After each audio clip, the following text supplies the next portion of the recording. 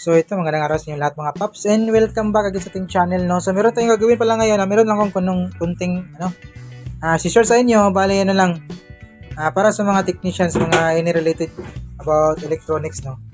So sa kapwa natin technicians yung tutorials na to, then ang share ko sa inyo ngayon kung paano mag-force on ng mga ganitong unit ng Samsung or any Samsung, basta smart na siya and latest siya na Samsung, no. So para hindi kayo mahirapan, kasi medyo nahirapan din ako sa troubleshooting na to, hindi ko matansya kung saan talaga yung problema. So ngayon, yung discovery ko, share ko naman sa inyo kung paano natin nalaman kung anong problema na yun dito, no? So bago yan, pakita mo natin yung model niya. Yung model lang gagawin natin ngayon ay ayan, UA 50 TU 8000G. Yan. Ang problema ng unit na to, nung pagdating, tinest natin. Lalabas yung smart niya, yung startup smart. Tapos, pati yung mga, yung features niya, mga apps, lalabas siya. Mga ilang segundo, mamatay yung kanyang screen. Nanatili yung backlight. Andun yung sound, andun yung backlight. Yung picture, nawala siya. Then, balik na naman. Balik standby. Tapos, mapapower on naman yung unit natin. Lalabas nyo naman yung smart startup. Ay, smart logo niya. Tapos patay. Then on na naman. So ito yung kanyang sequence, on and off problem, no. So maraming pangalan kasi yan, on and off and auto shut off, no. And protect problem. So ginawa ko, syempre yung side ito, tingnan niyo, ito yung kanyang mainboard, ito naman yung kanyang power supply. Tapos meron siyang isang LVDS cable papuntang left and naka-separate yung left and right. So magitan ng flex na to. So, pag ganitong model, pag single LVDS lang siya, yung side dito, pwede mo siyang i-disable or pwede blocking dito, pwede mo siyang i-isolate, no? Pero pag dito, hindi mo siya pwedeng i-isolate. Ang gagawin mo dito is cutting method yung gagawin dito kung nandito yung problema. So, ang ginawa ko, hinaan ko yung yung left side natin. So, nung mahang natin yung left side, nag-normal siya, walang picture. Wala siyang display, pero normal. Gumagana yung backlight, andun yung startup sounds. So, hindi po siya nag-auto shut off, hindi na po siya namatay. So, ginawa ko, kinakala ko, dito yung problema eh. Kaya, binlock ko yung kanya mga clock signal at ay kanyang swapping voltage, tapos may mga clock signal. So, nung ma-block natin, nag-protect ulit siya.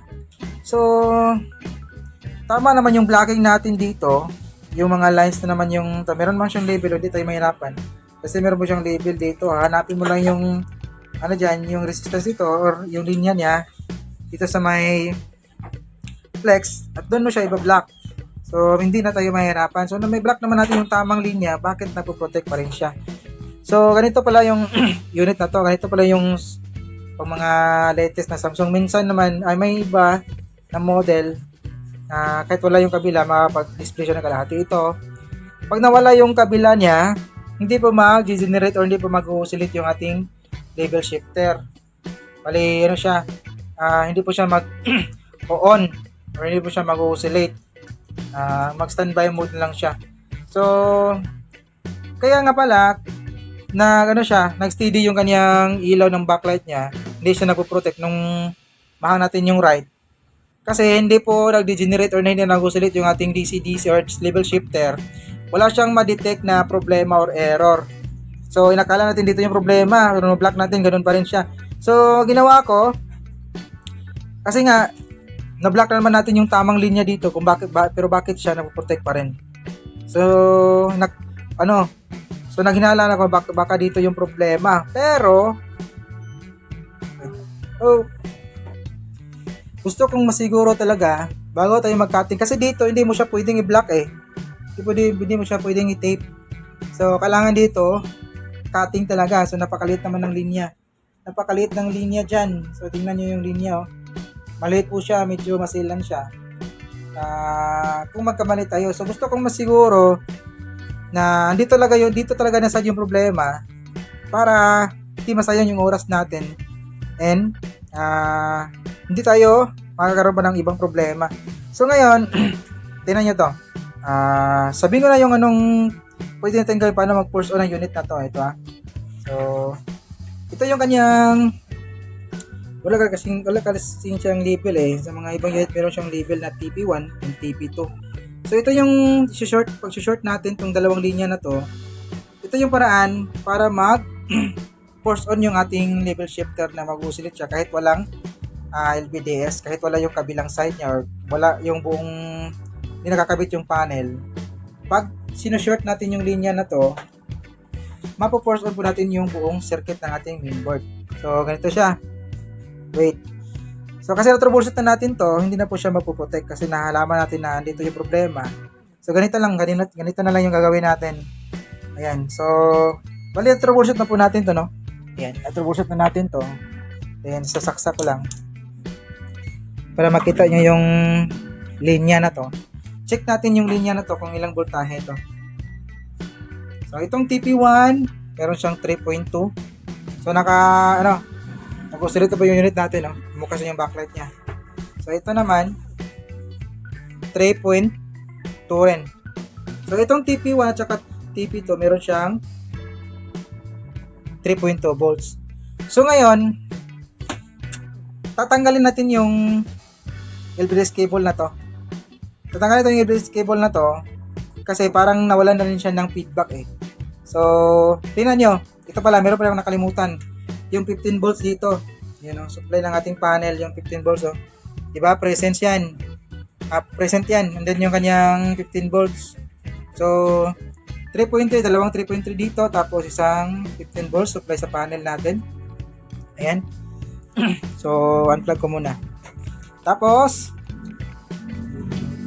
tatanggalin natin yung kanyang LVDS. So, sa ganitong paraan, parang hinang na rin yung panel niya. It's either left or right yan kasi natanggal natin yung kanyang LVDS, no? So, tingnan nyo, saksak ko. Tapos, ilaw yung backlight, mag-on yan. So, yun, nagbuo na yung backlight. So, test natin yung kanyang 15 volts. Kung meron man, nakahang na po yung ating LVDS cable. Tingnan natin kung ano pa rin yung 15 volts niya.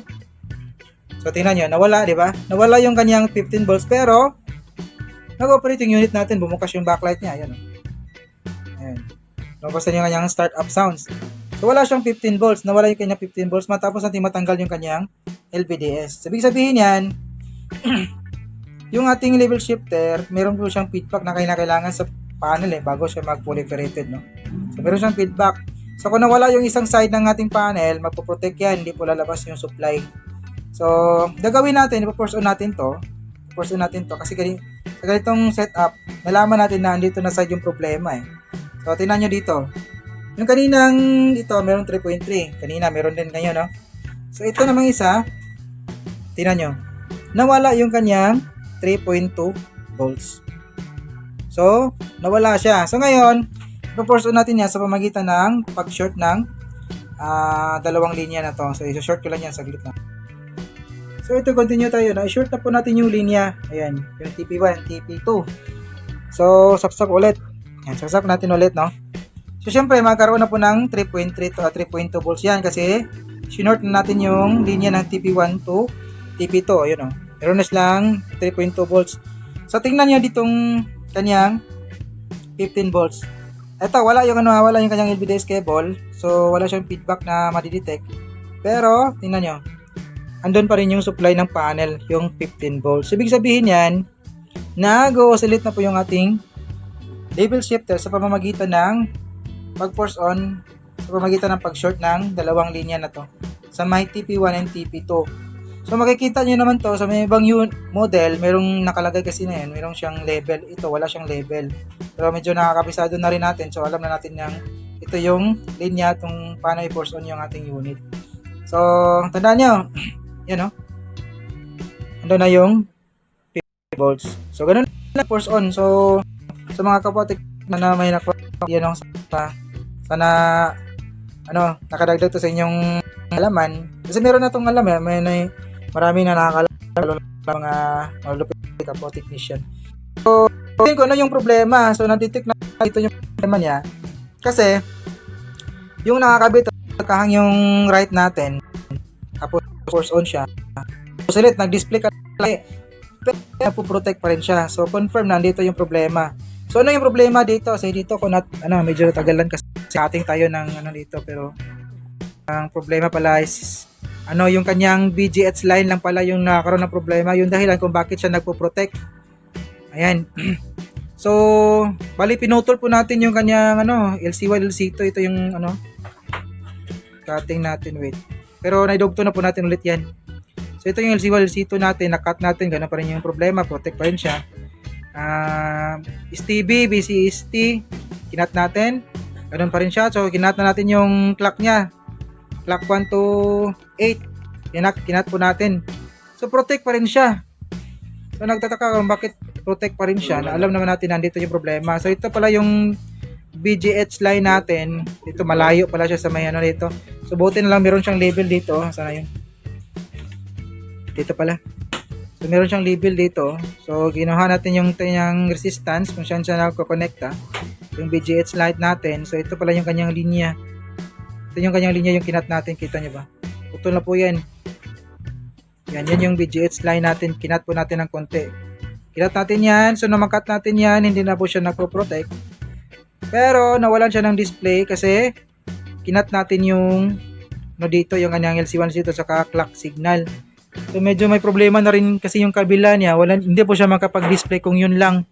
So dito, binalik po natin yung nasa na yun? Binalik po natin yung ating LC1, LC2, tapos ito LC1, LC2.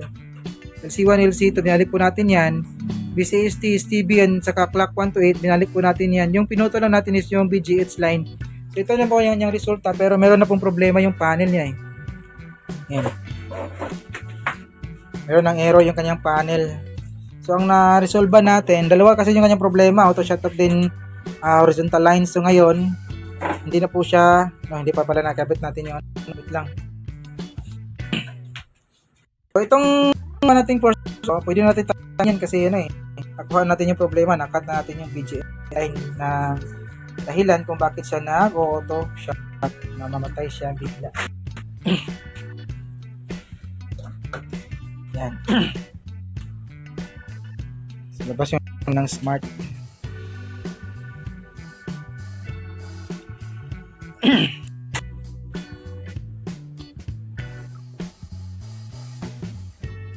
Ayan. Saan yung problema? Meron po siyang linya hairlines. So maraming lines yung panel.